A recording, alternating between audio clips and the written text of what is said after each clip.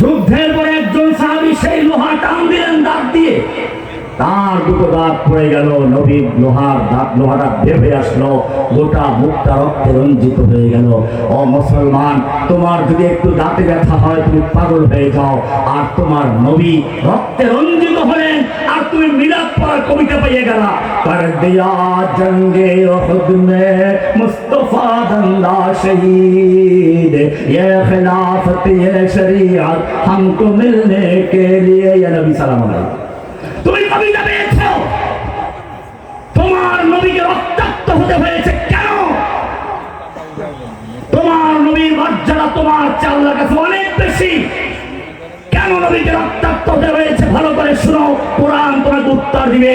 তুমি হয়তো বলবে নবীর সঙ্গে ওই সময় সম্পর্ক ছিন্ন হয়ে গিয়েছিল, কোরআন বলছে না, মা ওয়াদ্দাকা রাব্বুকা মা ক্বালা। হে নবী, আপনাকে আপনার রব ছেড়েও দেন নাই, আপনার প্রতি সন্তুষ্ট হন নাই, বলে তাহলে কেন আমাকে এত মারলো তুমি ফিরাও নাই? কোরআন বলছে আম হাসিবতুম আন তাদখুলুল জান্নাহ, আম হাসিবতুম আন তাদখুলুল জান্নাতা ওয়ালাম্মা ইয়াতিকুম মাসালুল লাযীনা খালাউ মিন ক্বাবলিকুম মাসাতহুমুল বাসাউ ওয়াদ-দাররাউ ওয়া যুলজিলু হাত্তা ইয়াকুলার রাসূল ওয়াল লাযীনা আমানু মা'হু মাতা নাসরুল্লাহ। ও মুমিন, তুমি কি মনে করেছো এমনি কি জান্নাতে ঢুকে যাইবা অথচ তোমার কাছে আসবে না? ইব্রাহিমের সে আগুনের পরীক্ষা, ইব্রাহিমের মতো মুসার মতো যুদ্ধ করা, তোমার নবীর মতো লৌহ কর্ম করা।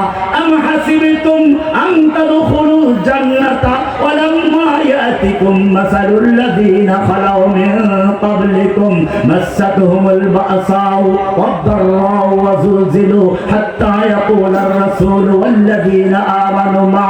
এমনকি স্বয়ং রাসূল এবং তার সঙ্গীরা বলতে বাধ্য হলেন মাতা নাসরুল্লাহ, আল্লাহর সাহায্য আর কবে আসবে? এই সময় আল্লাহ বলছেন আলা ইন্না নাসরাল্লাহি করিব।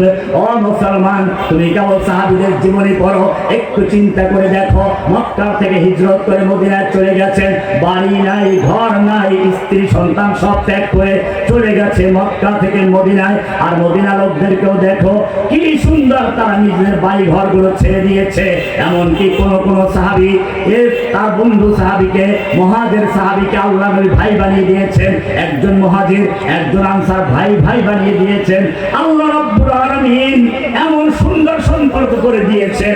ওই মদিনার সাহাবীদের ইতিহাস পড়ো, মদিনার সাহাবীরা এবার দেখে বলল দেখো ভাই, আল্লাহর নবী তোমাকে আমার ভাই বানিয়ে দিয়েছেন, আমার দুটো বাগান আছে, একটা তোমাকে দিয়ে দিলাম, আমার দুটো স্ত্রী আছে, যে স্ত্রী তোমার পছন্দ হয় আমি তালাক দিয়ে দিব, তুমি বিয়ে করে নিবে। এইভাবে যারা সব কিছু দিয়ে দিলেন, এবারে দেখো এত কষ্ট করছেন, নিজের সেই মুহাজির ভাইকে খাওয়াচ্ছেন, ঘরে খাবার নাই, বাতি বন্ধ করে খাওয়াচ্ছে। কোরআন বলছে ওয়ায়ুসিরুনা আলা আনফুসিহিম ওয়ালাউ কানা বিহিম খাসাসা, ঘরে খাবার নেই, নিজে ক্ষুধার্ত থেকে তার মেহমানকে খাওয়াচ্ছে। ওয়ালাউ কানা বিহিম খাসাসা, তারা ক্ষুধার্ত থেকে তারপরে খাওয়াচ্ছে। এমনি ভাবে কষ্ট করে করে মুহাজির ভাইদেরকে জায়গা দিলেন। এবারে কত কষ্ট। এরপরে হঠাৎ করে খয়বর বিজয় হয়ে গেল। খয়বর বিজয়ের পরে প্রচুর টাকা পয়সা আসলো, উট আসলো, গরু আসলো, ছাগল আসলো, ভেড়া আসলো, দুম্বা আসলো, গম আসলো, ভুট্টা আসলো, খেজুর আসলো, খাবারের কোনো অভাব নেই। এইবারে তোমার মতো আমার মতো হলে কি করতে? রোহিঙ্গাদেরকে একটু আশ্রয় দিয়েছো, কয়েকদিন পর কষ্ট লাগে, কেন এরা যায় না? এরা আমাদের জায়গা দখল করেছে। ফিলিস্তিনে কেন আমাদের সিরিয়ায় স্থান নিল? কেন মিশরে জায়গা দখল করে আছে? কষ্ট হচ্ছে। ও মুসলমান, ভালো করে শুনে রেখো, যদি সত্যিকার অর্থে ইসলাম কায়েম করতে চাও, আল্লাহর নবী এবারে খয়বরের সম্পত্তি হাতে পেলেন। এবারে দেখুন আনসারদের কি অবস্থা। তারা গিয়ে বলেন নাই আমরা স্থান দিয়েছি, আমরা ঘর দিয়েছি, জমি দিয়েছি, জায়গা দিয়েছি, আমাদের হকটা আগে। কিন্তু না, কোরআন বলছে কি সুন্দর কথা, গনিমতের মাল হাতে চলে এসেছে। আল্লাহ রাব্বুল আলামিন বলছেন এবারে গনিমতের মাল কেমনে বন্টন হবে? মা আফা আল্লাহু আলা রাসূলিহি, মা আফা আল্লাহু আলা রাসূলিহি মিন আহলিল কুরা। ওই যে আহলুল কুরা, খয়বরের জমি যা মুসলমানদের হাতে এসেছে আল্লাহ নিজে ভাগ করে দিচ্ছেন। ফালিল্লাহি, এক নাম্বার হচ্ছে আল্লাহর অংশ বলতে কি বুঝায় বিস্তারিত আপনার কিতাব থেকে দেখে নেবেন। 2 নম্বরে ঠিক আছে আল্লাহটা বুঝলাম, হয়তো তারপরেরটা আমাদের মহা আনসারদের জন্য না, তারপরে আসলে ওয়ালির রাসূলের জন্য, এরপরে চিন্তা করলো হয়তো এরপরেরটা আমাদের না ওয়ালিজিল কুরবা, তারপরেরটা আমাদের না ওয়ালিয়াতামা ওয়াল মাসাকিন ওয়াবনিস সাবিল। এইভাবে বন্টন করতে করতে হয়তো তারপরের নাম্বারে আমার আনসাররা আছে। আল্লাহ বলছেন না এখনো তোমাদের নাম্বার আসে নাই। এবারে বলছেন লিল ফুকারাইল মুহাজিরিন আল্লাযীনা উখরিজু মিন দিয়ারিহিম ওয়া আমওয়ালিহিম ইয়াবতাগুনা ফাদলাম মিনাল্লাহি ওয়া রিদওয়ানাহু ওয়া ইয়ানসুরুনাল্লাহা ওয়া রাসূলাহু উলাইকা হুমুস সাদিকুন। মুহাজিরদের জন্য যাদেরকে তাদের বাড়ি ঘর থেকে বের করে দেওয়া হয়েছে, সম্পদ থেকে বের করা হয়েছে, আল্লাহর সন্তুষ্টির জন্য যারা চলে এসেছে, এবারে তাদের অংশ বলে আমরা কষ্ট করলাম, আমরা জায়গা দিলাম আনসাররা মুহাজিরদেরকে, আমরা তাদেরকে সব সহজ করলাম, আমাদের নাম্বার নাই, আমাদের দেওয়ার কোনো খবর নাই। আল্লাহ এইবারে তাদের চরিত্রটা কি সুন্দর করে তুলে ধরেছেন, মনের ভিতরে কষ্ট আসে না। কোরআন বলছে ওয়াল্লাযীনা তাবাওয়াউদ দার ওয়াল ঈমানা মিন ক্বাবলিহিম ইউহিব্বুনা মান হাজারা ইলাইহিম ওয়া লা ইয়াজিদুনা ফি সুদুরিহিম হাজাতাম মিম্মা উতু ওয়া ইউসিরুনা আলা আনফুসিহিম ওয়ালাউ কানা বিহিম খাসাসা ওয়াল্লাযীনা তাবাওয়াউদ দার ওয়াল ঈমানা, যারা নিজেদের ঘর বাড়ি সবকিছু ঈমানের জন্য ইসলামের জন্য অক্ষ করে দিয়েছে। আর কি করেছে? ইউহিব্বুনা মান হাজারা ইলাইহিম, তাদের কাছে যারা হিজরত করে এসেছে তাদেরকে তারা ভালোবাসে, মন দিয়ে ভালোবাসে, মন দিয়ে ভালোবাসে, বিরক্ত হয় নাই মেহমান কবে যাবে এমনটা না। দুনিয়ার মেজাজটাই হচ্ছে আজকে আছে কালকে নেই। এই জন্য কোন একজন কবি বলেছেন বিষ্ণু হাফিজ বুতু গোয়ম কে গুলতাজা নমি মানদ अगर मानद शबे मानद शबे दीगर नमी मानद।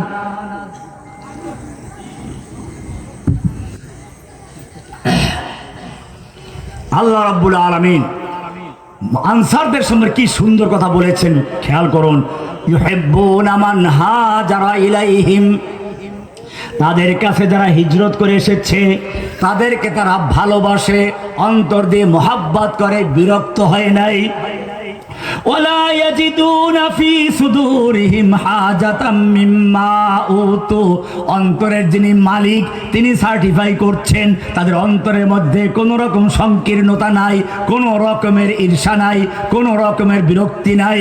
ওয়া ইউসিরুনা আলা আনফুসিহিম, তারা নিজের উপর অন্যকে প্রাধান্য দেয়। ওয়ালাউ কানা বিহিম খাসাসা, যদিও তারা নিজেরা ক্ষুধার্ত থাকে। ওয়ামাইয়ুকা শুহা নাফসিহি, যাদের মনের ভিতরে কোনো কৃপণতা নাই, মনের ভিতরে কোনো রকম এরকম সংকীর্ণতা নাই, কোনো কৃপণতা নাই, মালের প্রতি লোভ নাই। আল্লাহ বলছেন, আনসারদের কথা বলছেন, ওয়ামাইয়ুকা শুহা নাফসিহি ফাউলাইকা হুমুল মুফলিহুন, তারাই হচ্ছে সফল কাম। এইরকম ভাবে নিজের উপর অন্যকে প্রাধান্য দেওয়ার মতো একদল লোক তৈরি করেছিলেন। সেজন্য মনে রাখতে হবে আল্লাহর জমিনে যদি আল্লাহর দ্বীন কায়েম করতে হয় আমাদের 2টা কাজ। একটা হচ্ছে এই অন্তরের ভিতরে একটা মাত্র ঈমান ও তাওহীদ কি থাকতে হবে, তাওহীদ। আর 2 নাম্বার হচ্ছে লোহা, সূরা আছে লোহার প্রস্তুতি নেওয়া। কোরআন বলতে সূরায়ে তওবার 60 নম্বর আয়াতে লোহা দিয়েছি তোমাদেরকে। কেন? ওই যে বলছিলাম সূরায়ে হাদীদের 25 নম্বর আয়াতে, বারে সেখানে যান, সেখানে বলছিলাম প্রথম নাম্বার কাজ ছিল লাকাদ আরসালনা রুসুলানা বিল বাইয়িনাত, আমি রাসূলদেরকে প্রেরণ করেছি, বাইয়িনাত দিয়েছি, কিতাব দিয়েছি। লিয়াকুমান নাসু বিল মিজানা, কিতাব দিয়েছি, মিজান দিয়েছি। লিয়াকুমান নাসু বিল কিসতে, মানুষের মধ্যে ইনসাফ প্রতিষ্ঠা করার জন্য, ন্যায় প্রতিষ্ঠা করার জন্য। কিন্তু জেনে রাখবে এই কিতাব দিয়ে সবাইকে সোজা করা যাবে না। এটা এরকম যেমন আপনার হাতে একটা ফুসকা পড়েছে, ফুসকা, আপনি ডাক্তারের কাছে গেলেন, ডাক্তার প্রথমে মলম দিল, 1 সপ্তাহ ব্যবহার করে দেখো কি হয়। 1 সপ্তাহ পরে গেলেন, বললেন না কোনো কিছু হয় নাই। ডাক্তার আবার দিলেন অ্যান্টিবায়োটিক, 1 মাস ব্যবহার করো। 1 মাস ব্যবহার করে গেলেন, কিছুই হয় নাই। এইবারে ডাক্তার ল্যাবে পাঠালো, পরীক্ষাগারে পাঠালো, পরীক্ষা করে দেখলো ক্যান্সার হয়ে গেছে। এবারে ডাক্তার বলল দুঃসংবাদ, এখন তোমার এই ক্যান্সারওয়ালা হাত কেটে ফেলতে হবে, এটার জন্য আমাকে 5 লক্ষ টাকা দিতে হবে। যাও। লোকটা বাড়ি গেল, গরু বিক্রি করলো, জমি বিক্রি করলো, 5 লক্ষ টাকা এনে ডাক্তারকে দিল। কেন দিল? হাত কাটার জন্য। মৌলভী সাহেবকে দোয়াও চাইলো হাত কাটার জন্য। ও মুসলমান, এইবারে ডাক্তার টাকা হাতে পাইল, লোকটাকে অপারেশন রুমে নিয়ে গেল, হাতটা কেটে বিচ্ছিন্ন করে ফেললো। আজ পর্যন্ত কোনো বিবেকবান তো দূরের কথা, একটা পাগলও বলে নাই। ডাক্তার তার রুমের ভেতরে নিয়ে একটা লোকের অঙ্গহানি কেন ঘটাচ্ছে, কেন একটা অঙ্গ কেটে বিচ্ছিন্ন করছে, অন্যায় কাজ করছে, কেউ বলে না। কারণ সকলেই জানে এই অঙ্গটা ক্যান্সার হয়ে গেছে, এটা না কাটলে বাকি অঙ্গদের বাঁচানো যাবে না, গোটা দেহ নষ্ট হয়ে যাবে। একটা ডাক্তার যেরকম ভাবে একটা রোগীর দেহ কিনে চিন্তা করে, একজন মুমিনের কাছে গোটা দুনিয়ার মানুষ একটা দেহ সমতুল্য। এইখানে যদি কোনো ক্যান্সার হয়, ইসলাম বলে ওই ক্যান্সার কোরআন দিয়ে, মলম দিয়ে, অ্যান্টিবায়োটিক যদি কাজ না হয়, তাহলে তোমাদের জন্য এবারে অপারেশন করার জন্য লোহা নাযিল করেছি। আনজালনাল হাদিদা ফীহি বাসুন শাদীদ, আমি লোহা নাযিল করেছি যার মধ্যে আছে প্রচন্ড ক্ষমতা। কিসের প্রচন্ড ক্ষমতা? ওই সময় তীর তরবারি ছিল না, আল্লাহর নবী ওই সময়ের জন্য নয়। এই লোহা দিয়ে তৈরি হবে ট্যাঙ্কের মতো অস্ত্র তৈরি হবে, এই লোহা দিয়ে জেট বিমান তৈরি হবে আকাশে যুদ্ধ করার জন্য, এই লোহা দিয়ে সাবমেরিন তৈরি হবে পানির ভিতরে যুদ্ধ করার জন্য। ফীহি বাসুন শাদীদুন ওয়া মানাফিউ লিন-নাস ওয়ালিয়ালাম আল্লাহু মান ইয়ানসুরুহু ওয়া রাসূলুহু বিল গায়ব। আল্লাহ তাআলা দেখতে চান এই লোহা দিয়ে কে আল্লাহ এবং তার রাসূলকে সাহায্য করে। কোরআন পরিষ্কার করে দিয়েছে, অপারেশন লাগবে, ঈমান লাগবে, তাওহীদের ঈমান। অপারেশন লাগবে, লোহার অপারেশন। এজন্য কোরআন বলেছে ওয়ানজালনাল হাদিদা ফীহি বাসুন শাদীদ। কোরআন বলছে প্রশিক্ষণ নিতে হবে, তবে জেনে রাখবে, পরিষ্কার বলি, উল্টা পাল্টা করার জন্য নয়। এই খুচরা খুচরা কোনো দল করে এখানে পটকাবাজি করবা, ওখানে পটকাবাজি করবে, আর আমাদের বদনাম হবে। খবরদার, আমরা পরিষ্কার করে দিচ্ছি, এই লোহা ব্যবহার হবে একটা সুপরিকল্পিত হবে দেশের জন্য, ইসলামের জন্য। আমি সেজন্য বলবো, শুধু আমাদের নয়, বাংলাদেশের সেনাবাহিনী, বাংলাদেশের পুলিশ বাহিনীকেও এই লোহার আবিষ্কার করতে হবে, অস্ত্র তৈরি শিখতে হবে। ইসরায়েল অস্ত্র তৈরি করেছে, তোমরা জেনে রাখো, পাকিস্তান যেদিন পারমাণবিক বোমা তৈরি করেছে সেদিন ইন্ডিয়ার মাথা নত হয়ে গেছে। পাওয়ার লাগবে, পাওয়ার। কোরআন বলছে ওয়াইদু লাহুম মাস্তাতাতুম মিন কুওয়া, পাওয়ার অর্জন করো, কুওয়াত অর্জন করো, শক্তি অর্জন করো। শক্তি যদি থাকে, রাস্তা দিয়ে হাঁটলেও মানুষ ফাঁকা হয়ে যায়। শক্তি নাই, তুমি 70 বছর ধরে ফিলিস্তিনে চিল্লাচ্ছ, আর যুগ যুগ ধরে কাশ্মীরে চিল্লাচ্ছ, আর যুগ যুগ ধরে তুমি আরাকানে চিল্লাচ্ছ, তোমার শক্তি নেই, তোমার কথা কেউ শোনে না। যদি আজকে বাংলাদেশের কাছে অস্ত্র থাকতো, যদি আজকে আরব মুসলিমদের কাছে অস্ত্র থাকতো, বোমা থাকতো, পারমাণবিক বোমা থাকতো, দুনিয়ার মুসলিম, তাদের দুনিয়ার কাফের মুশরিকরা তাদের ভয়ে থরথর করে কাঁপতো। অথচ কোরআন বলেছে ওয়াইদু লাহুম মাস্তাতাতুম মিন কুওয়া ওয়া মির রিবাতিল খাইল, ওয়াশারহি প্রস্তুত করো, তুরহিবুনা বিহি আদুওয়াল্লাহি ওয়া আদুওয়াকুম, যার মাধ্যমে তোমরা তোমাদের দুশমনকে ভয় দেখাবে, আল্লাহর দুশমনকে ভীত সন্ত্রস্ত করে রাখবে। এই লোহার প্রস্তুত লাগবে কেন? কোরআন বলছে তোমাদেরকে লাগবে। কেন লাগবে? চতুর্দিকে মুসলিম নির্যাতিত হচ্ছে, ফিলিস্তিনে, কাশ্মীরে, আরাকানে, সব জায়গায় মুসলিম নির্যাতনের খবর আসছে। অথচ তোমরা তো তাদের সন্তান। রাজা দাহিরের কারাগারে 2টা মাত্র বোনকে নির্যাতন করা হচ্ছিল। হাজ্জাজ ইবনে ইউসুফ তার 16 বছরের যুবক মুহাম্মদ বিন কাসিমকে পাঠিয়ে দিল। ও মুসলমান, আজকে চতুর্দিক থেকে আহ্বান আসছে, ওয়া লাকুম লা তুকাতিলুনা ফি সাবিলিল্লাহ। ও যুবকেরা, তোমাদের কি হলো?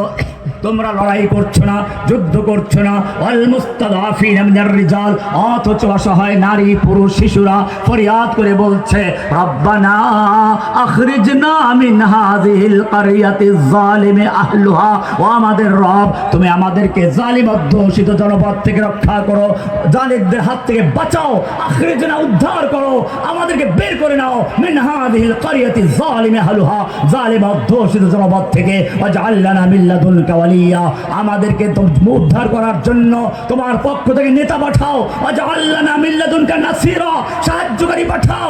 ও যুবকেরা, এই আহ্বান চতুর্দিকে আসছে, আল্লাহর আহ্বানে সাড়া দিয়ে প্রয়োজনে বুকের তাজা রক্ত দিয়ে ময়দানে ঝাঁপিয়ে পড়ার জন্য কে কে তৈরি আছো?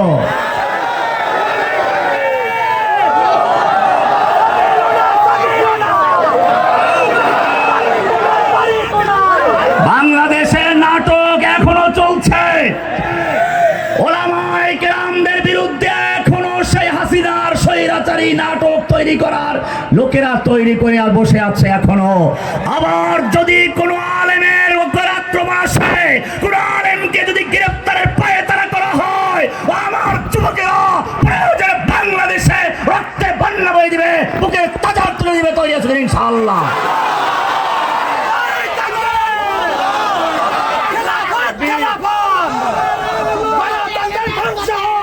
फिर तुझे एक बार करनी है जहां की रहबरी, फिर तुझे एक बार करनी है जहां की रहबरी, उठ खुदा के नाम लेकर फिर आलम्बर दारिबान।